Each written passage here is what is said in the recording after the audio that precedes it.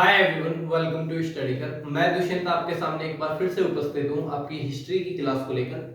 तो दोस्तों, आपको जैसा कि पता है कि आपकी हिस्ट्री की क्लासेस मैं कंटिन्यू करा रहा हूँ। आपको डे बाय डे आपको वीडियोस अपलोड हो रही हैं। तो हिस्ट्री में जो हमारा चल रहा था, अभी क्या चल रहा था, प्राचीन इतिहास चल रहा था। थोड़ा सा आज मेरी आवाज़ में थोड़ा दिक्कत हो सकती है, तो सभी बच्चे कोऑपरेट करेंगे, क्योंकि अभी थोड़ा सा मेरे को बहुत ज़्यादा कोल्ड हो रहा है, तो इस वजह से थोड़ी बहुत ज़्यादा दिक्कत हो रही है मेरे को बोलने में। पर लेकिन मैं तब भी आपके लिए क्लास लेकर उपस्थित हुआ हूँ, क्योंकि मैं नहीं चाहता कि मेरे बच्चों का नुकसान हो, या जो भी स्टूडेंट मेरे चैनल के साथ में जुड़े हुए हैं उनका भविष्य में कोई नुकसान हो जाए। तो तब भी मैं आपके लिए मेहनत कर रहा हूँ और वीडियोस बना रहा हूँ, आपके लिए कंटेंट प्रोवाइड कर रहा हूँ। तो अभी जो हम बात कर रहे थे, जो हमारा इतिहास में चल रहा है, वो चल रहा है हिस्ट्री के अंदर प्राचीन इतिहास। तो प्राचीन इतिहास के हमने तीन हिस्से होते हैं, आपको पता ही है। प्रागैतिहासिक, आधैतिहासिक और आपका ऐतिहासिक। प्रागैतिहासिक हम लोग पढ़ चुके हैं, जिसमें हमने आदि मानव के बारे में, आग की खोज, पहिया की खोज, हर एक चीज को अच्छी तरीके से एकदम डिटेल के साथ में हम पढ़ चुके हैं। उसके बाद में आता है आपका आधे ऐतिहासिक। आधे ऐतिहासिक में जो आपका आता है, आधे ऐतिहासिक में आता है आपका सिंधु घाटी सभ्यता, या यूं कहूं सैंधव सभ्यता। आपका जो आता है किसके अंदर आता है, आपका आधे ऐतिहासिक के अंदर आता है। जो अब हम आगे पढ़ने वाले हैं वो है ऐतिहासिक। तो ऐतिहासिक जो है उसमें आता है आपका जो छठी शताब्दी ईसा पूर्व की जितनी भी घटनाएं हैं, जो भी काल रहा है, वो आपका ऐतिहासिक में हम उसको पढ़ते हैं। तो ऐतिहासिक में अब जो आगे चलने वाला है वो है हमारा वैदिक सभ्यता। तो वैदिक सभ्यता आपकी कब आई और कैसे कैसे इस पे काम हुआ, इसकी खोज कैसे हुई, किन्होंने खोज की, इतिहासकारों के इस पे क्या मतभेद रहे, आखिर जो वैदिक सभ्यता में जो लोग आर्य लोग थे वो कहाँ से आए थे, इस पे इतिहासकारों के बहुत ज्यादा मत है, सब एकजुट मत नहीं देते हैं। हर एक चीज को अच्छे से डिटेल से करने वाले हैं। तो वैदिक सभ्यता को भी हम दो भागों में पढ़ेंगे।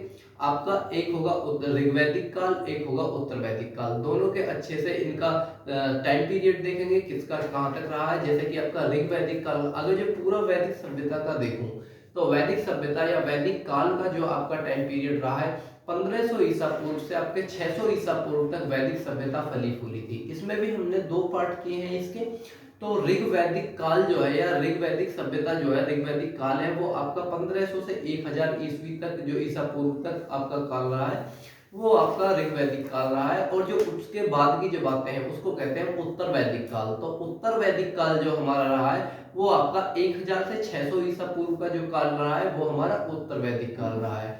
तो जितने भी बच्चे अभी चैनल के साथ में नए जुड़े हैं या नई वीडियोस को देख रहे हैं, तो आप प्लेलिस्ट में जाके और भी आप हिस्ट्री की वीडियो देख सकते हैं, ताकि आपको अच्छे से समझ में आ जाए प्राचीन हिस्ट्री। क्योंकि हर कोई बच्चा प्राचीन हिस्ट्री से बचता है।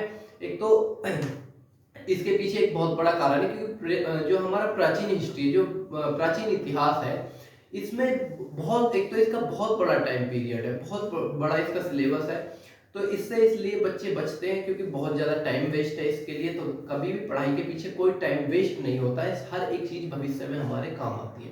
तो जो मेरा आपसे यही अनुरोध है, जो भी बच्चे चैनल के साथ में नए जुड़े हैं, चैनल को सब्सक्राइब कर दें और पास वाले बेल आइकन को भी प्रेस कर लें, ताकि आने वाली वीडियोस की नोटिफिकेशन आपको पास में आती रहे और आपको हर एक वीडियो का नोटिफिकेशन आ जाए, ताकि आपकी तैयारी एक अच्छी दिशा में जाती रहे और आपको अच्छी जो वीडियोस है रेगुलर आपके लिए आती रहे, आपको पता चलता रहे। तो आइए करते हैं स्टार्ट हम अपने आज की क्लास को। तो ये पार्ट 1 है। जितने भी इसके पार्ट होंगे मैं आपको बता दूंगा, शायद 2 पार्ट हो सकते हैं या 3 भी पार्ट इसके ऊपर में बन सकता है, वो डिपेंड करेगा। क्योंकि मैं अच्छे से इसको पढ़ाने वाला हूँ स्ट्रक्चर के बेस पे, एकदम बहुत ही अच्छे तरीके से। यदि आज देखूं तो आज में केवल हमारा ऋग्वैदिक काल ही कंप्लीट हो पाएगा अच्छे से, ठीक है। तो वैदिक सभ्यता, सबसे पहले आपके सामने एक नाम आता है वैदिक। तो वैदिक का जो अर्थ निकल कर आता है, वैदिक जो शब्द बना है आपका, किससे बना है, वेद से बना है। जी हाँ, हम वेदों के बारे में पढ़ेंगे। आपको पता है भारतीय इतिहास में या भारतीय प्राचीन इतिहास में 4 वेदों के बारे में आपकी चर्चा होती है। ऋग्वेद, आपका सामवेद, अथर्ववेद और आपका यजुर्वेद। ये 4 वेद है। तो जिनके बारे में, इन वेदों के बारे में हम जहां पे पढ़ते हैं, उसको ही हम कहते हैं ऋग्वैदिक काल या आपकी वैदिक सभ्यता। तो वेद जो वैदिक जो शब्द निकल कर आया है ये आया है आपका वेदों से। और वेद का जो पूर्ण अर्थ होता है, सब वेद शब्द का जो अर्थ होता है, वेद शब्द संस्कृत का शब्द है, इसका जो आपका अर्थ होता है वो होता है ज्ञान। तो हम इस चीज को अच्छी तरीके से एकदम डिटेल के साथ में पढ़ने वाले हैं। वैदिक सभ्यता, तो वैदिक का अर्थ होता है वेद सबसे निर्मित है, और वेद का अर्थ होता है ज्ञान। तो वेद के अंदर हम किस चीज को पढ़ने वाले हैं, जो आर्यों के इतिहास की जानकारी, जो वैदिक सभ्यता की जो हमें जानकारी मिलती है। क्योंकि जो हमारा ऐतिहासिक काल रहा है, ऐतिहासिक में हमको क्या है, जितने भी हमें साक्ष्य मिले हैं और इसका लिखित साक्ष्य भी मिले हैं और उनको पढ़ा भी गया है। आज ऐतिहासिक में लिखित मिले हैं लेकिन उनको पढ़ा नहीं गया है, उनके रिसर्च में स्रोत भी मिले हैं कुछ। और आपका जो प्राग ऐतिहासिक था उसमें ना तो कोई लिखित का आपका साक्ष्य मिला है, जब लिखित मिला ही नहीं गया तो पढ़ा कैसे जाएगा। केवल और केवल जो खोज करी गई थी, खोज के आधार पर जो भी अवशेष हमको मिले थे उसी के आधार पर हमने उसको पढ़ा है। ठीक है, तो आपका जो वेद आर्यों के इतिहास, वैदिक सभ्यता की जो हमें जानकारी मिलती है वो हमें कहां से मिलती है, वेदों से मिलती है। वेदों को जब हम पढ़ते हैं, वेदों की पे स्टडी करते हैं, तब हमको पता चलता है कि आर्य भी कोई लोग थे जो हमारे भारत में बसे थे। आपके पंजाब और आपका अफगानिस्तान वाला जो क्षेत्र है, यहाँ पर सबसे पहले आकर आर्य बसे थे। ठीक है, आगे चलते हैं। तो आर्यों के मूल निवास स्थान पर इतिहासकारों के मतभेद है। मैंने जैसा कि आपको वीडियो के शुरू में ही बताया था, जो आर्य जो आकर बसे थे इन पे इतिहासकारों के मत एकजुट नहीं है, सब पर अपने अपने मतभेद है। लेकिन यहाँ से कुछ क्वेश्चन फेमस है जो आपकी परीक्षा में रिपीट हुए, मैंने आपके लिए वही उठाए। मेरा काम आपको उलझाना नहीं है, आपको प्योर एकदम कंटेंट देना है, क्वालिटी कंटेंट देना है, जिससे आप अपना स्कोर अच्छा कर पाए। तो आपका जो मध्य एशिया वाला है ये सबसे ज्यादा इंपॉर्टेंट है, और यही आपकी परीक्षा में कई बार पूछा गया है कि किसने कहा था कि आर्य मध्य एशिया से आए थे। तो किसने कहा था, आपका मैक्स मूलर ने ये बात कही थी कि आर्य जो है वो कहां से आए थे, आपके मध्य एशिया से आए थे। आगे चलते हैं, नेक्स्ट देखते हैं। कुछों ने कहा कि आर्य जो है उत्तरी ध्रुव से आए थे। तो ये किसने कहा था, आपका पंडित बाल गंगाधर तिलक ने ये बात कही थी कि जो आर्य हैं हमारे वो उत्तरी ध्रुव से आए हुए हैं। आगे चलते हैं आपका, लेकिन आयकुर आपके स्वामी दयानंद सरस्वती ने क्या कहा, नहीं आर्य कहाँ के लोग थे, ये तिब्बती लोग थे।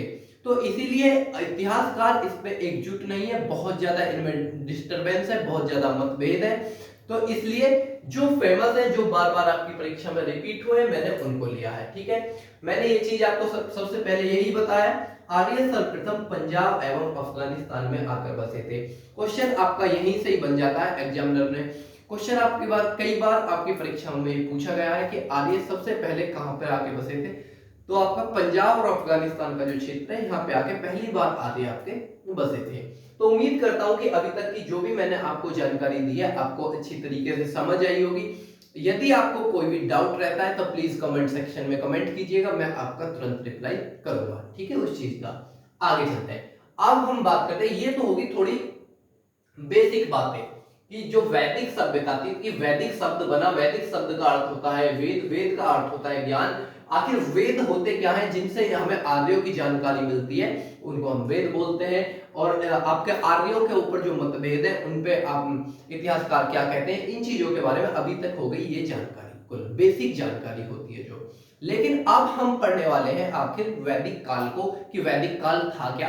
तो वैदिक काल की जो समयावधि है मैंने आपको बता दी, आपकी 1500 ईसा पूर्व से आपकी 6000 ईसा पूर्व तक आपकी वैदिक काल की समयावधि है। उसको भी हमने दो भागों में पढ़ने की सहूलियत से दो भागों में इसको बांट रखा है हमने, उत्तर वैदिक काल और आपका ऋग्वैदिक काल। उत्तर वैदिक काल जो है हमारा 1500 से 1000 सॉरी ऋग्वैदिक काल जो है हमारा 1500 से 1000 ईसा पूर्व तक का जो काल माना जाता है वो ऋग्वैदिक काल का माना जाता है। और उत्तर वैदिक काल का जो काल माना जाता है आपका 1000 से 600 ईसा पूर्व तक का जो काल माना जाता है आपका उत्तर वैदिक काल माना जाता है। अब इसके अंदर अब हमारे जो मैंने अभी आपको बताए थे कि भारत में कितने वेद हैं, आपके 4 वेद हैं। तो 4 वेद जो ये बने हैं ये आपके वैदिक काल में बने, कुछ ऋग्वैदिक में बने हैं, कुछ उत्तर वैदिक में बने हैं। तो जैसा कि आपको पता है, नाम से प्रतीत होता है, जो हमारा ऋग्वेद है और जो कि सबसे पुराना वेद भी है, जो ऋग्वेद है वो हमारा सबसे पुराना वेद है।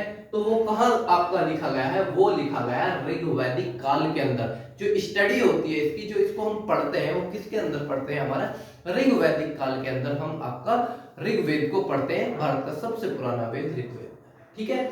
इसका समय काल आपको पता है, ऋग्वैदिक काल का 1500 ईसा पूर्व से आपका 1000 ईसा पूर्व तक है। आज मैं केवल और केवल आपके लिए ऋग्वेद काल को ही पूरा करूंगा, इसी को ही मैं कवर करूंगा। इससे एक भी क्वेश्चन आपका बाहर चला जाए तो आप सीधा आके कहना और मेरे चैनल को अनसब्सक्राइब कर देना, क्योंकि मैं हर एक एक क्वेश्चन को आपके सामने लेकर उपस्थित होऊंगा, हर एक छोटा से छोटा क्वेश्चन को, ठीक है। अभी बात करते हैं ऋग्वेद की। तो ऋग्वेद में सबसे पहले परिचय लेंगे हम। ऋग्वेद का परिचय क्या है, तो परिचय है वैदिक साहित्य में प्राचीनतम ग्रंथ।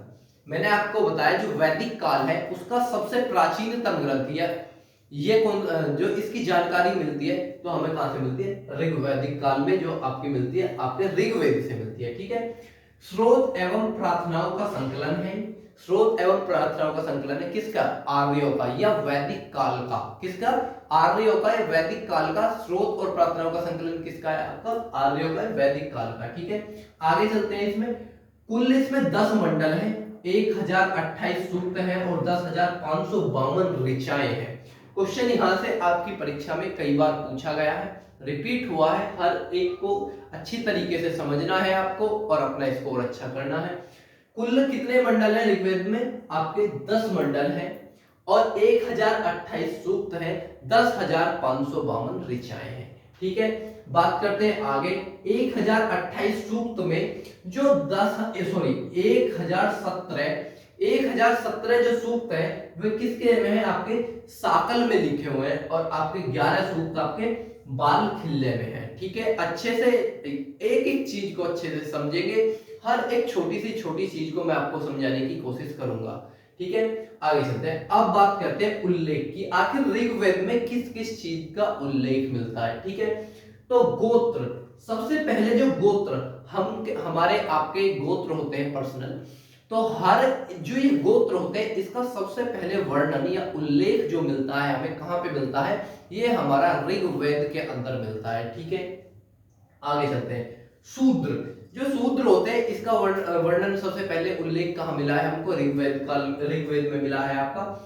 वर्ण शब्द का सर्वप्रथम उल्लेख, जो वर्ण होता है, जो वर्णमाला का वर्ण होता है जो हम बोलते हैं, तो इसका सबसे पहली बार जो उल्लेख मिला है सर्वप्रथम कहां मिला है, आपका ऋग्वेद के अंदर इसका सबसे पहली बार उल्लेख मिला है। बात करते हैं गायत्री मंत्र की। गायत्री मंत्र की जो आपका उल्लेख मिलता है सबसे पहली बार आपका किसमें मिलता है, ऋग्वेद में मिलता है। और रचनाकार कौन है इसके, विश्वामित्र गायत्री मंत्र के रचनाकार है। आगे चलते हैं। नदी सूक्त में 21 नदियों का वर्णन मिलता है। आगे चलते हैं। आपका नौवा मंडल के सभी 114 सूक्त सोम को समर्पित है, जो कि ऋग्वेद के आपके दूसरे नंबर के सबसे महान देवता या सबसे प्रिय देवता माने जाते थे, वो कौन थे, सोम थे। और सोम को 114 सूक्त समर्पित है जो कि ऋग्वेद के 9वें मंडल में आते हैं। आपको जानकारी के हिसाब से बता देता हूं, जो ऋग्वेद है उसमें 10 मंडल है। 10 मंडल में पहला और 10वां जो मंडल है वो बाद में जोड़े गए हैं और द्वितीय से 7वें जो मंडल है वो सबसे प्राचीन मंडल माने गए हैं। और आपका जो पहला और 10वां मंडल है वो सबसे बाद में जोड़ा गया, ऐसा माना जाता है इतिहासकारों के माध्यम से, ठीक है। आगे चलते हैं। ब्राह्मण ग्रंथ, तो ब्राह्मण ग्रंथ में जो हमारा ये वैदिक काल है इसमें बहुत सारे उपनिषद हैं, ब्राह्मण ग्रंथ है, इन चीजों के बारे में हर एक चीज के बारे में अच्छे से हम स्टडी करेंगे। तो 2 ब्राह्मण ग्रंथ ऐतरेय और कौशितिकी, इन दोनों के बारे में हम कहां जो सबसे पहले उल्लेख मिलता है वो कहां जगह मिलता है, आपका ऋग्वेद के अंदर मिलता है। ऐसे ही हमारे 4 वेद है, चारों के वेदों के अंदर हर एक ब्राह्मण ग्रंथ का हमें वर्णन मिलता है, उल्लेख मिलता है। 7वें मंडल में 10 राज्य युद्ध, जो 10 राज्य युद्ध हुआ था इसके पीछे एक बहुत बड़ी कहानी है, जो कि आपके रावी नदी या पृष्णी नदी के प्राचीन नाम जो था वो पृष्णी नदी था, उसके तट पर हुआ था। तो इसमें 10 राजा और राजा सुदास के बीच में ये आपका युद्ध हुआ था, जो कौन सा था आपका 10 राज्य युद्ध, ठीक है। ये हमारे आपके ऋग्वेद के 7वें मंडल में मिलता है। और ये आपके सुदास राजा थे ये त्रिशूर राजवंश के थे। किसके थे? त्रिशूर राजवंश के थे। ठीक है, आगे चलते हैं। सर्वाधिक बार जो उल्लेखित नदी मिली है, कौन सी मिली है? सिंधु नदी आपकी ऋग्वेद के अंदर सर्वाधिक ज्यादा, जो सबसे ज्यादा आपकी उल्लेखित मिली है, कौन सी मिली है? सिंधु नदी मिली है। और जबकि बात करूं आपकी जो सबसे पवित्र नदी मानी गई है, तो वो सरस्वती नदी को सबसे पवित्र माना गया है। तो ये अभी ऋग्वेद के ऊपर बहुत बेसिक सी चीजें मैंने आपको समझाई हैं। अभी मैं इसी को आगे कंटिन्यू करूंगा। अभी ऋग्वेद हमारा खत्म नहीं हुआ है, ऋग्वेद में बहुत चीजें बची हुई हैं। अभी मैं आपको हर एक चीज को वन बाय वन डिटेल में अच्छी तरीके से समझाने वाला हूँ। ठीक है, तो आइए देखते हैं आगे आपका ऋग्वैदिक काल में आगे क्या क्या और बचा हुआ है, या यूं कहूं ऋग्वेद में आगे क्या क्या बातें और आगे रही हैं। देवताओं के बारे में जो बातें थी उनके बारे में वन बाय वन करके अच्छे से डिटेल में हम पढ़ने वाले हैं। सबसे पहले माफी चाहूंगा, मैंने जो आपके लिए सोम जो आपके जो देवता थे उनके लिए सेकंड सबसे, जो दूसरे नंबर के सबसे महत्वपूर्ण देवता बताए थे, ये तीसरे नंबर के सबसे महत्वपूर्ण देवता है जो अग्नि है। अग्नि के लिए आपका दूसरे महत्वपूर्ण देवता जो है आपके अग्नि है। ठीक है, इसके लिए मैं माफी चाहता हूँ, अपने तहे दिल से माफी चाहता हूँ। जो आपको वैदिक काल था, जो अभी हमने पहले क्या पढ़ा? सिंधु सभ्यता पढ़ा था। तो सिंधु सभ्यता कैसी सभ्यता थी? मातृ प्रधान थी। लेकिन वैदिक सभ्यता जो थी ये कैसी थी? हमारी पितृ प्रधान सभ्यता थी। ठीक है, अब बात करते हैं प्रमुख ऋग्वैदिक देवताओं के बारे में। अभी जैसा कि मैंने आपको बता रखा है, केवल और केवल हम ऋग्वैदिक काल के बारे में बात करते हैं। उत्तर वैदिक काल को अभी हमने बिल्कुल नहीं छुआ है। ऋग्वैदिक काल में केवल और केवल किसके बारे में? ऋग्वेद के बारे में हम जो हमें जानकारी मिलती है। जिस ऋग्वेद के बारे में जहां हम पढ़ते हैं उसको हम ऋग्वैदिक काल बोलते हैं। ठीक है, तो केवल इसमें ऋग्वैदिक काल में ऋग्वेद के बारे में पढ़ेंगे, और उत्तर वैदिक काल में जो बचे हुए हमारे 3 वेद हैं, सामवेद, अथर्ववेद और यजुर्वेद, तीनों वेदों के बारे में हम यहाँ जी पढ़ेंगे। और फिर आगे उपनिषद के बारे में, ब्राह्मण ग्रंथों के बारे में, हर एक बारे के में अच्छे से डिटेल में कवर करने वाले हैं। तो प्रमुख ऋग्वैदिक देवता, तो 3 जगह मैंने इनको डिवाइड किया है आपका। पहला पृथ्वी के देवता, दूसरा आकाश के देवता, तीसरा अंतरिक्ष के देवता। जितने भी ऋग्वैदिक मतलब जो कि आर्य लोग थे, ये हमारे कितने 3 देवताओं को मानते थे, पृथ्वी के और आकाश के और अंतरिक्ष के। अब पृथ्वी में कौन कौन से देवताओं को मानते थे? आपका पृथ्वी को मानते थे। और देखो, क्वेश्चन यदि आपसे डीप एग्जामिनर बनाता है तो आपके हाथ से बिल्कुल अब की बार छूट के नहीं जाना चाहिए। पूछ सकता है कि आपसे आर्यों के जो पृथ्वी के देवता थे उनमें से निम्न में से कौन से देवता हैं या नहीं है। आपको ऑप्शन में बृहस्पति डाल दिया, आप बिल्कुल कंफ्यूज हो जाओगे कि बृहस्पति पृथ्वी के देवता हो सकते हैं या नहीं। लेकिन जो पृथ्वी के देवता थे, 4 देवता थे, पृथ्वी स्वयं, बृहस्पति, सोम और अग्नि, 4 ये पृथ्वी के देवता माने जाते हैं। आपके ऋग्वेद के अंदर इनका उल्लेख मिलता है। ठीक है, सोम तीसरे सर्वाधिक महत्वपूर्ण देवता थे। 9वें मंडल के सभी 114 सूक्त इन्हीं को समर्पित है, 9वां मंडल के। ठीक है, अग्नि के बारे में दूसरा महत्वपूर्ण देवता माने जाते हैं ऋग्वेद के अंदर, और 200 सूक्त इनको समर्पित है। हर एक चीज को, हर एक शब्द को अच्छे से समझेंगे और अच्छे से डिटेल से हर एक चीज को कवर करेंगे। ठीक है, आगे चलते हैं हम आकाश के देवता। तो आकाश के देवता कितने थे? 6 थे। विष्णु आकाश के देवता है, सूर्य आकाश के देवता है, अश्विन आकाश के देवता है, मित्र आपके आकाश के देवता है, वरुण आपके आकाश के देवता है, और पूषण आपके आकाश के देवता ही है। ये 6 देवता आपके आकाश के देवता माने गए हैं ऋग्वेद के अंदर। आपका जो वरुण देवता है, इनको किसका माना गया है? समुद्र के देवता इनको कहा गया है। और आपका जो पूषण है, यदि आपसे क्वेश्चन, मैंने आपको बोला कितना ही डीप से डीप पूछ ले, अब की बार आपसे एक क्वेश्चन नहीं छूटने वाला है। आप अपना प्रीवियस ईयर लगा के देखना, प्रैक्टिस सेट लगा के देखना, ऋग्वैदिक काल से आपका एक भी क्वेश्चन बाहर नहीं निकलने वाला है। यदि आपसे पूछे वनस्पति एवं औषधियों के देवता ऋग्वैदिक काल में कौन थे, तो पूषण आपके वनस्पति एवं औषधियों के देवता थे। ठीक है, आगे चलते हैं अंतरिक्ष के देवता। तो अंतरिक्ष के भी 6 देवता थे आपके, वात, वायु, प्रज्ञन, आद, इंद्र और रुद्र। ये आपके 6 अंतरिक्ष के देवता माने गए हैं। इंद्र सबसे महत्वपूर्ण देवता माने गए हैं आपके ऋग्वैदिक काल के अंदर। ठीक है, इनको पुरतुंदर कहा गया है। किसको? क्वेश्चन बना है यहाँ से आपके लिए, आपके प्रीवियस ईयर उठा के देखना, क्वेश्चन बनेगा, आपको मिला होगा कि पुरुतंदर ऋग्वैदिक काल के अंदर किसको कहा गया है? तो पुरुतंदर कहा गया है इंद्र को, पुरुतंदर कहा गया है। पुरुतंदर का अर्थ होता है किलों को तोड़ने वाला। किलों को तोड़ने वाले कौन से देवता थे? आपके इंद्र थे, ठीक है। ऋग्वेद के 250 सूक्त इनको समर्पित है, किसके? इंद्रदेव को। और जो इंद्रदेव थे ये हमारे आर्यों के युद्ध के देवता किसे कहा गया है? इंद्र को कहा गया है। और वर्षा के देवता किसे कहा गया है? इंद्र को कहा गया है। तो दोस्तों ये अभी तक मैंने जो आपको पार्ट 1 में जितनी भी जानकारी दी है, जो कुछ भी पढ़ाया है, ये केवल और केवल अभी ऋग्वैदिक काल का बारे में मैंने आपको पढ़ाया। ऋग्वैदिक काल में अभी ऋग्वेद के बारे में जो भी फैक्ट बन सकते थे आपकी परीक्षा के हिसाब से मैं आपके सामने वही डिस्कस किए हैं। और वैदिक सभ्यता के बारे में बेसिक सी जो कुछ जानकारी बनी थी, जो इतिहासकारों में मतभेद थे, वो आपके सामने डिस्कस किए हैं। जल्दी आपके सामने उपस्थित होऊंगा पार्ट 2 को लेकर। तब तक अच्छे ढंग से पढ़िए, मन लगाकर तैयारी कीजिए, वीडियो को शेयर कीजिएगा, लाइक शेयर कमेंट कीजिएगा और चैनल को जरूर सब्सक्राइब कीजिएगा। Thank you for watching.